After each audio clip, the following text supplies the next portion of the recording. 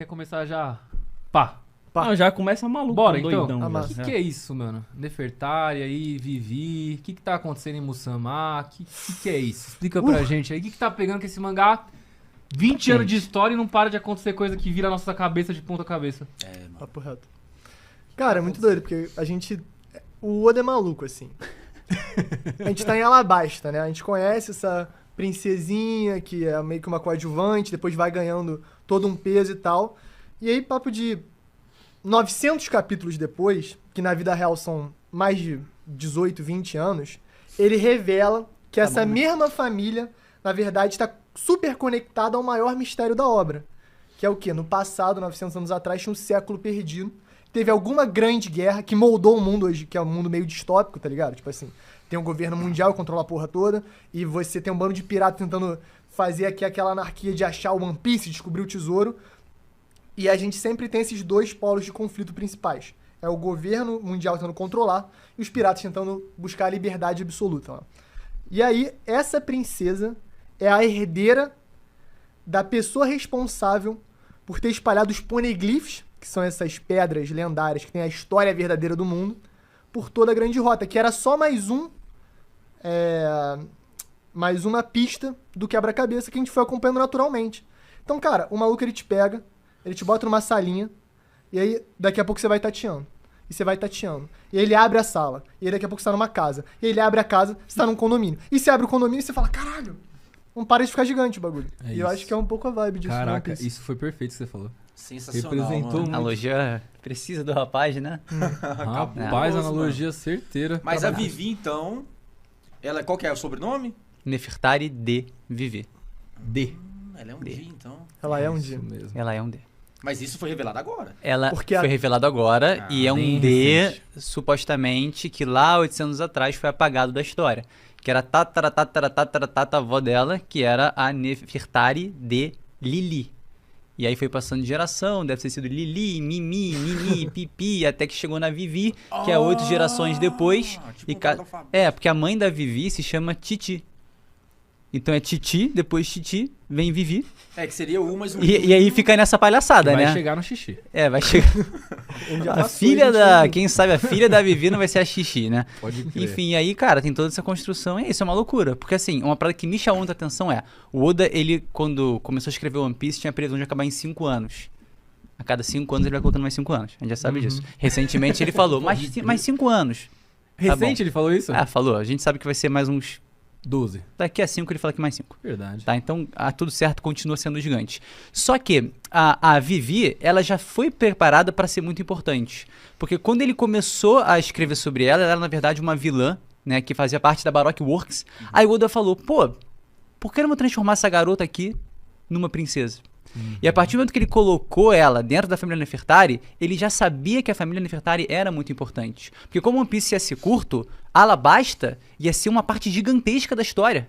Então a Vivi ia ser muito fundamental ali, o Cobre ia ser muito fundamental, a família dele, essa geração, o segredo de Pluton também, que supostamente estaria lá, era muito grande. Óbvio. O tempo vai passando, continua sendo importante. Mas com a expansão de universo de One Piece, é só mais um mistério, é só mais uma importância nesse universo gigantesco. Então, era uma parada que ele já deveria ter preparado desde os primórdios de One Piece. Desde o comecinho, desde que ele falou, cara, essa vilã aqui vai virar uma princesa. E a partir de então, meu irmão, o cara deixou rolar. E agora, 20 anos depois, ele falou, cara, aquilo que eu devo ter pensado lá no comecinho, tá na hora de trazer à tona. A gente se apegou com a Vivi e ele meio que deixou a gente sentir a falta da Vivi e agora ela volta assim, a família dela volta com uma importância pra obra assim gigantesca. Tremendo. Desde quando o Rei Cobra morreu, né, na verdade, já começou há E muito... o que explica porque que o Insama tava com ela no cartaz. Né? Exatamente. Exatamente. Porque ele Sabemos tinha... ainda Do que aliás, a Barba camisa aqui do Chapéu de Palha, galera, ó. Obrigado. Ganhei a Brabíssimo. camisa aqui, ó. Do Teach. Marshall Brabíssima. Teach, famoso Barba Negra. Irado. Tá aqui, ó, demais. representando que ele comeu a fruta que deu pra ele 3 personalidades. A gente pode falar disso aí depois, hein? Teoria boa. Tem Bora, coisa vai interessante nesse aí assunto também. Eu quero Demais. continuar, É. por quê? Revelou alguma coisa do Insama. Eu não tô acompanhando os últimos mangás. O que revelou do Insama? O que tá rolando e qual que é a teoria em cima disso? Revelou família de Musama, revelou silhuetas que não dizem nada, Porque a gente sabe que silhueta em One Piece é a mesma coisa que... Mas a gente sabe que ele é um bicho bolado, É, basicamente. bicho bolado. Ah, aquela silhueta do Akuma no Mi dele. que é um Isso, bichão exatamente, grandão. ele transformado e tal. Eu, vou ser bem sincero, eu acredito que vai ser uma parada meio Akuma no Mi, a fruta do diabo modelo diabo, ou a fruta do diabo modelo dragão Fruta do vermelho. Satanás. Então, é basicamente isso, né? Porque o dragão vermelho na Bíblia se refere à forma de Lúcifer, de Satanás, né? Então, assim, às vezes outro vai brincar com isso, o cara tem um rabo de seta ali, pô. É. A gente sabe que É o verdade. capeta Vai é ser rabo tipo de um seta, mochila de Kaido criança, vermelho. né? Provavelmente não, porque o Kaido ele é muito tradicional japonês, né? Que o Isso. Kaidozão, tudo bem, meu querido? Mas Então, né? provavelmente ele vai querer fazer um... Ele adora... Monstrengo mesmo? É, Mais tipo, ocidentalizado dessa vez. Ele adora brincar com mitologia do mundo inteiro, tá ligado? E aí eu acho que o Kaido era em Wano, tinha toda essa pegada Japão feudal e tal. Era muito tradicional, esse dragão é muito tradicional do Kaido. Eu acho que talvez esse modo seja uma parada mais disforme, assim. Até porque existe muito arqueólogo, historiador, que diz que a imagem ocidentalizada popular de Lúcifer, ela é uma construção de várias religiões politeístas da época, de 2000 anos atrás, que meio que competiam com o cristianismo. Então você tem a pata de bode, são os sátiros gregos, entendeu? Uhum. O tridente é do Poseidon, que é também da Grécia, e, enfim, coisas Sim, dos sim. druidas, enfim. Tem várias partes de outros mitos religiosos que juntam pra fazer ali a imagem que a gente conhece do Satanás. Então talvez o Oda até brinque com isso, porque toda a parada do governo mundial é você usar o obscurantismo pra controlar as pessoas. Ninguém sabe nada no mundo de One Piece, ninguém estuda história, ninguém, tipo, tem uma educação formal. É um mundo que é solto. E o Vegapunk revelou no último arco que o presente de One Piece é muito mais atrasado do que o passado. Sim. É tipo um Ficou mundo bem claro, pós-apocalíptico, tá ligado? Exato. É. A ciência do século perdido era com certeza uma outra ciência muito mais evoluída. Superior. Exatamente. muito avançado. Tanto que existe uma forma de energia que nem o Vegapunk consegue replicar. E o bizarro é que o Vegapunk, cara, ele que fez Que é os o maior Serafins- cientista Exato. hoje de vivo. todos. O maior É. cientista, ele fez os Serafins, que são atualmente a maior arma do governo, né? Os maiores aliados. E, mano, só por ter ousado estudar o século perdido, a cabeça dele tá... Né? Tá a prêmio. Exatamente. Ele vai rodar, pô. Mas aqui, mano, o Insama é um Ele vai rodar. sobrenome da Vivi. Não, ele é um Nerona. Nerona. É uma família que a gente ainda não tem muito conhecimento, mas foi uma das 20 famílias fundadoras desse mundo, né? Que foram que lá 800 anos atrás formaram o governo mundial. Então a gente sabe que o nome dele é Imu Nerona, né? Então a gente não tem mais informações sobre isso, mas a gente consegue especular. Porque teve Nero, o imperador romano e tudo mais, maluco, infame. Então muitas pessoas estão tentando assimilar a Nero ao Nerona, né? Que seria a família da Vivi. A gente tem que falar Perdão, a dessa família de treta. Musamá. Tem uma treta que é pessoal entre o Imu e a Vivi. O Imu provavelmente é o mesmo cara de 800 anos atrás, ele não é um herdeiro. Porque É alguém que tá vivendo eternamente. Isso, com recebeu a alguma- cirurgia perene do antigo Zara do fruta do Apiop Ló. no Mi. a fruta do Ló, tá ligado? Que ela dá imortalidade. uau. É. Então, ele tem essa imortalidade. Gabarito isso. E a Vivi, a Lili, lutou ao lado dele pra derrotar o Reino Antigo, que seriam os caras do Poneglyph, do Reino Antigo e da tecnologia avançada. Certo.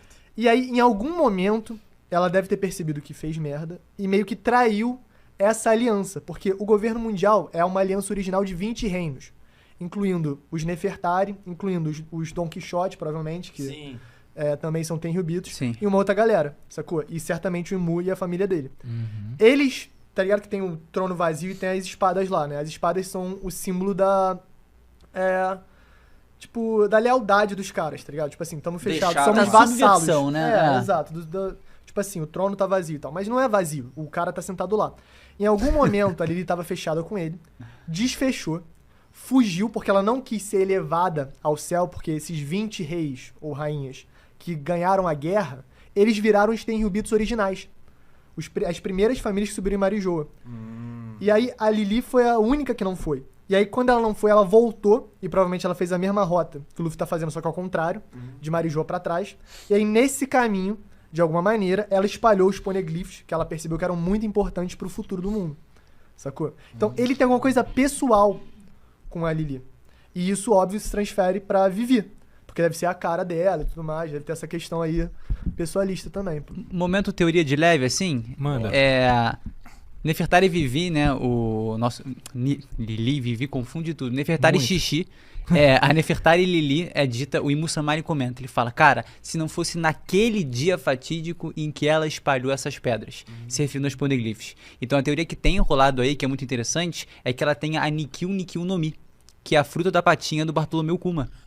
Então ela pegou em um dia, não sei se encontrou com o Imussamá, de forma até meio já preparada pra atrair, e falou, pô, deixa eu checar ali os poneglyphs, deixa eu ver umas paradas. Aí ela foi e Com as patinhas. só tocou e começou a espalhar. Opa. Foi a patinha, foi a patinha. Mas isso E aí começou a faz espalhar os sentido poneglyphs ao demais. redor do mundo. É. É claro, tem a É música... porque as Akuma no Mi estavam, obviamente, com outras pessoas, né?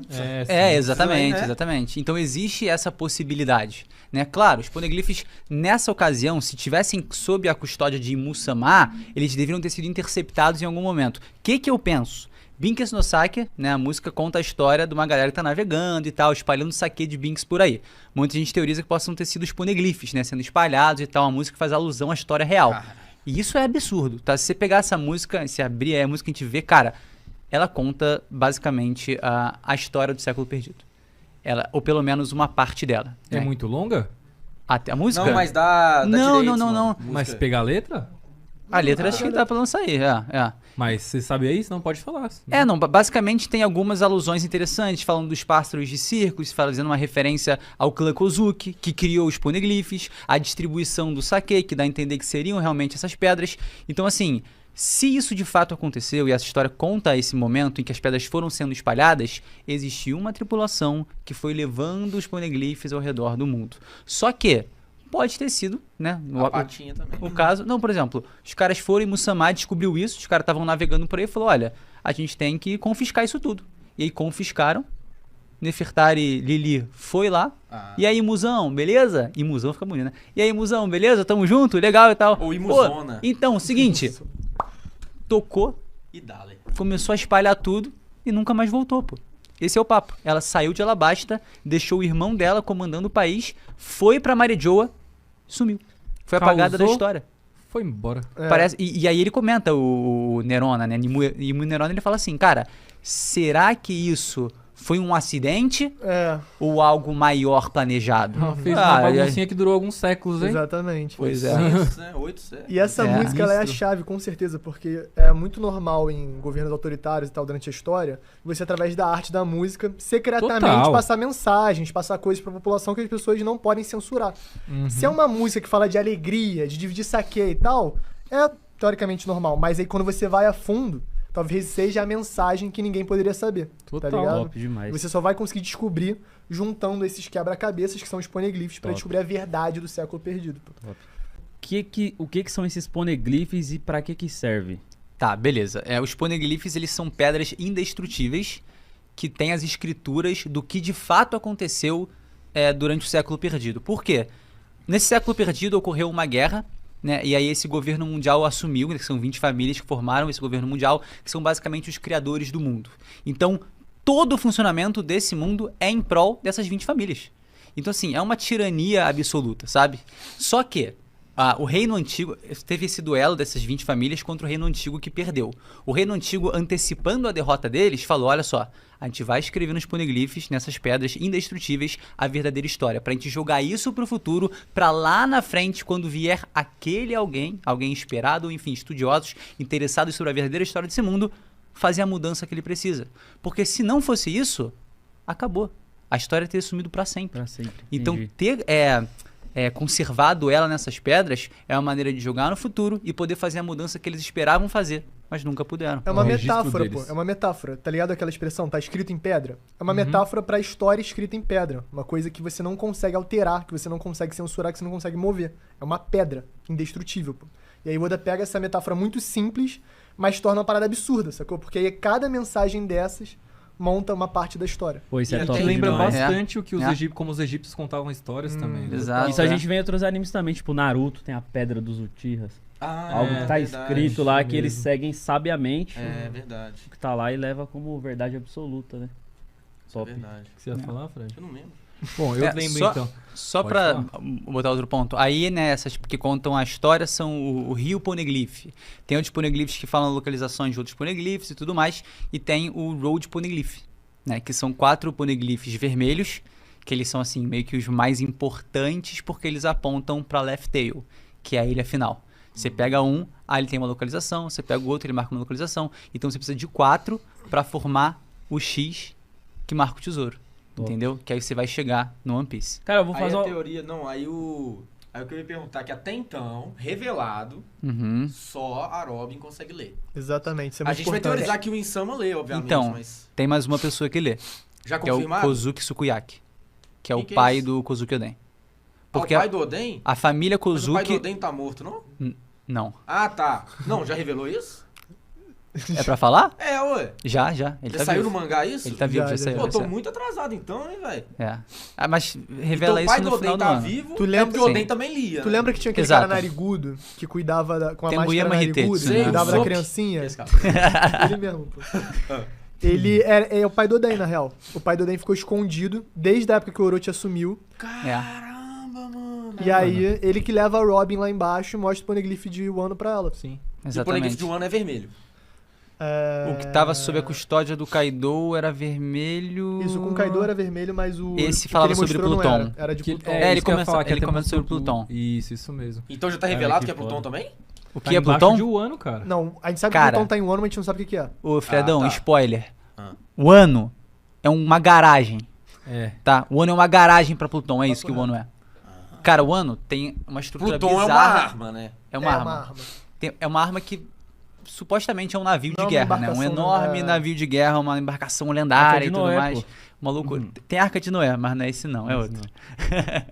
E aí é isso, cara. É uma garagem que guarda Pluton e que em algum momento precisa que suas fronteiras sejam liberadas pra volta de Joy Boy e também pra saída aí de Pluton pra executar alguma parte do que eu acredito ser também parte do plano de Nefertari e Lili, que tava no conchavo com a galera ali do... Mas essa bem. tataravó da Vivi é pica pra caramba. Ela é a primeira, ela é a braba. Ela é.